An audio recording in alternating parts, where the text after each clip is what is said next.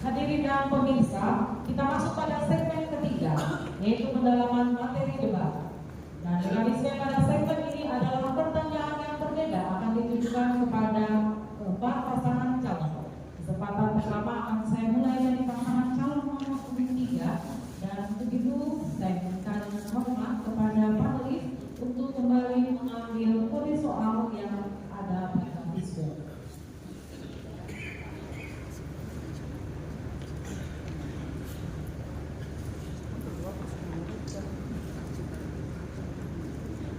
B1. Kode soal B1. Terima kasih. Kepada pasangan calon nomor 3 untuk dapat melihat B1 masih dalam keadaan tersegel.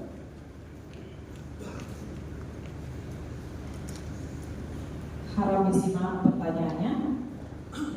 Upaya mendukung pelayanan birokrasi pemerintah yang optimal, salah satunya dengan menempatkan aparatur sipil negara sesuai dengan bidang ilmu dan keahliannya.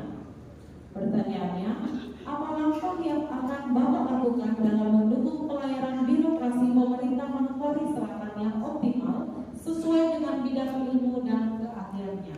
Waktu Anda untuk menjawab adalah 3 menit, dimulai saat Anda berbicara. Itu merupakan hal yang sangat prinsip dan sangat penting yang kami lihat bahwa di dalam hal membangun suatu daerah, dalam arti hal membangun suatu daerah untuk membangunnya untuk ke depan lebih baik ke depan, maka kita butuh demokrasi yang baik dan pemimpin yang luar biasa. Oleh karena itu dalam pemetaan pemerintahan yang mana bahwa di dalam menempatkan orang menjadi salah satu kepala dinas atau bidang, maka kita harus tetapkan berdasarkan disiplin ilmu yang ada. Kenapa hal ini harus kita lakukan? Agar dia benar-benar tahu apa tupoksi dan tugas tertentu. Yang terjadi hari ini di Kabupaten Manokwari Selatan yang tidak seperti yang kita harapkan. Oleh karena itu, kegiatan di Manokwari Selatan itu terjadi dengan normal. Satu orang baru dilantik 2 minggu kemudian diganti lagi bagaimana dia sudah melaksanakan tugas dengan baik. Oleh karena itu, ke depan kami akan melakukan hal berdasarkan disiplin yang ada. Dan yang kedua, yang kami harus laksanakan adalah menyangkut tentang kesejahteraan daripada para PDC itu yang bersangkutan. Yang mana dalam hal itu memang suatu daerah, maka kita kembali kepada di dalam keluarga pemerintahan itu sendiri.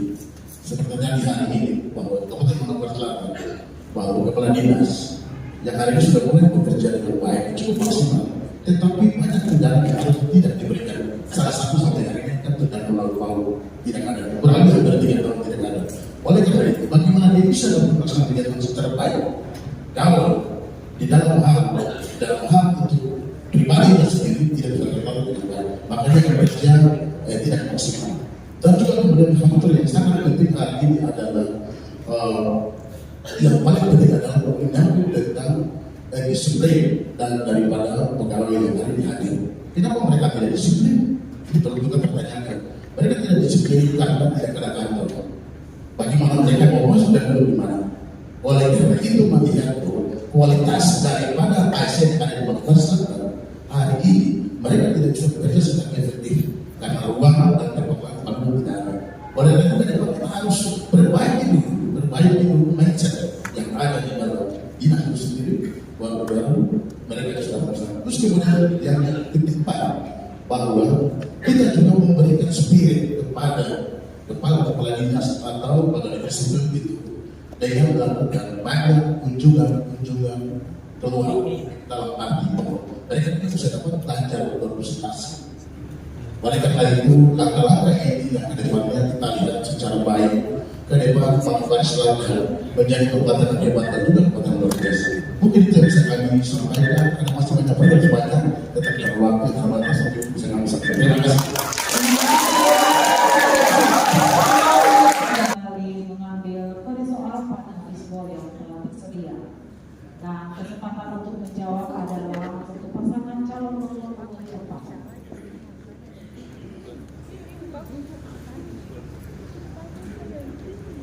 Kode soalnya B3.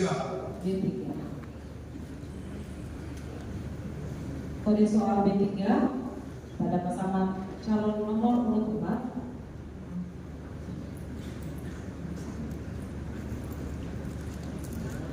untuk penerimaan.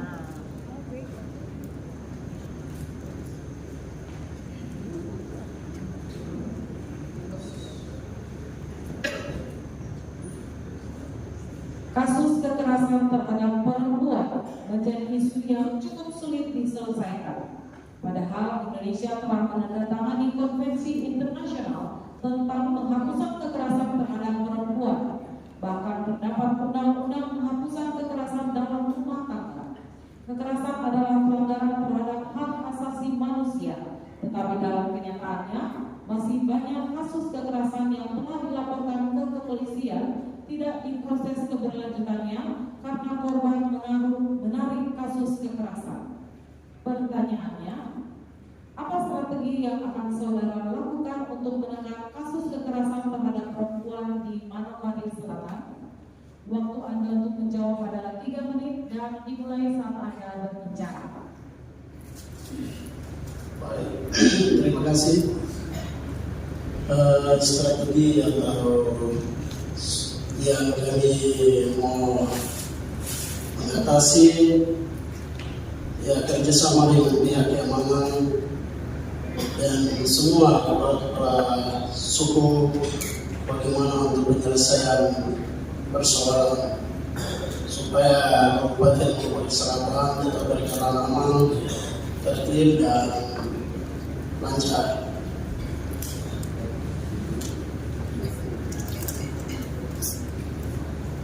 Dan bagaimana untuk kami sosialisasi kepada semua masyarakat, lebih khususnya di kalangan perempuan yang ada di Kabupaten Manokwari Selatan, agar mencegah tidak terjadinya ancaman terhadap hak-hak perempuan. Ya, mungkin itu yang kami bisa menjawab, dan waktu kami kesempatan untuk calon wakil. Silakan kepada calon wakil bupati. Baik, berbicara tentang kasus kekerasan dalam rumah tangga, itu sebenarnya berbicara tentang pidana. Dengan demikian, ketika Tuhan izinkan kami untuk Tuhan izinkan dan masyarakat Manokwari Selatan untuk dipercayakan kepada kami untuk Kabupaten Manokwari Selatan 5 tahun ke depan, maka pemerintah daerah tetap menyiapkan wadah atau lembaga yang khusus untuk menangani kasus kekerasan ini. Karena apa? Karena kekerasan itu adalah melanggar hak asasi manusia. Setiap orang masih dalam kandungan saja sudah punya hak untuk hidup. Dengan demikian negara harus hadir. Dengan demikian pemerintah harus hadir untuk menyelesaikan kasus ini. Saya pikir ini dari saya. Terima kasih. Masih ada waktunya? Apakah sudah cukup? Sekian. Hormat pada panelis untuk kembali mengambil kode soal yang ada di dalam visual.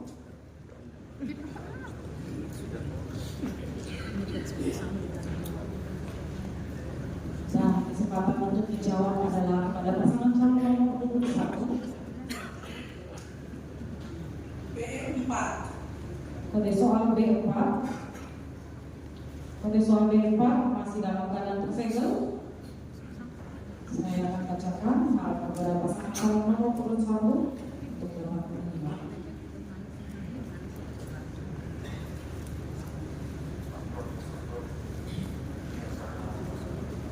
Upaya data BKKBN Provinsi Papua Barat tahun 2023, di mana prevalence stunting di Manokwari Selatan menunjukkan tren yang menurun 27,2% di tahun 2022 dan di tahun 2023 adalah 20,4%. Namun harus terus dipacu guna mencapai standar 14% sesuai standar nasional.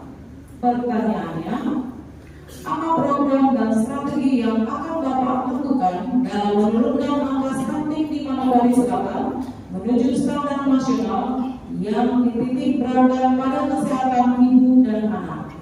Waktu Anda untuk menjawab adalah 3 menit dan dimulai saat Anda berbicara. Baik, terima kasih. Saya berharap memastikan bahwa kami akan menurunkan standar dan stunting di Kabupaten Lombok Selatan. Untuk itu, yang pertama adalah kita menjaga ibu hamil. Ibu hamil kita memastikan mereka harus berkunjung ke posyandu terdekat atau puskesmas terdekat untuk memastikan kesehatan mereka, sehingga bayi yang mereka mengandung ketika mereka melahirkan, bayi itu juga sehat. Kalau bayi mamanya sehat, pasti bayi sehat dan bisa terhindar dari stunting, penyakit stunting dengan gizi buruk.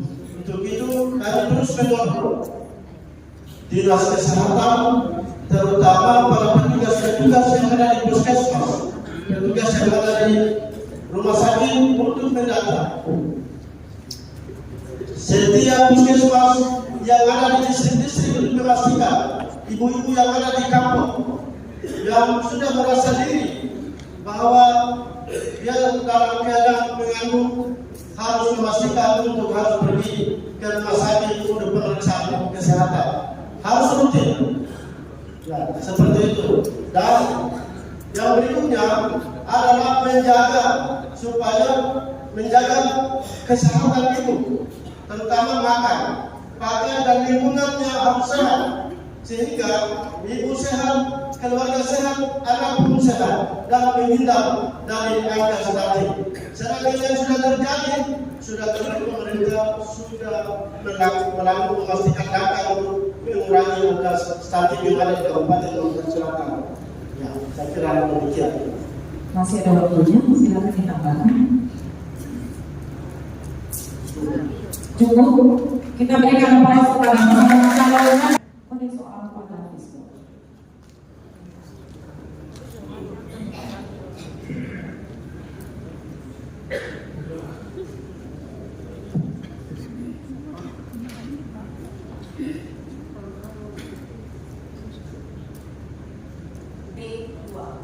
B2.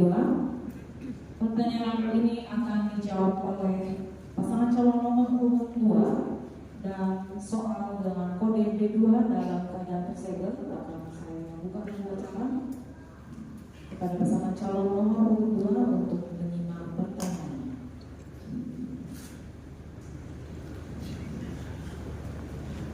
Salah satu upaya mewujudkan Papua produktif dengan pengembangan ekonomi kreatif masyarakat asli Papua seperti kerajinan seni, anyaman loken, maka perlu diberikan perlindungan dan keberpihakan oleh pemerintah.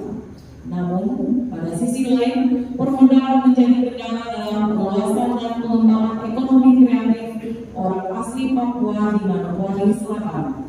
Pertanyaannya, apa program yang akan Bapak lakukan dalam mendukung pemberdayaan ekonomi kreatif orang asli Papua dalam aspek permodalan? Waktu Anda untuk menjawab adalah 3 menit dan dimulai saat Anda berbicara. Ya, terima kasih.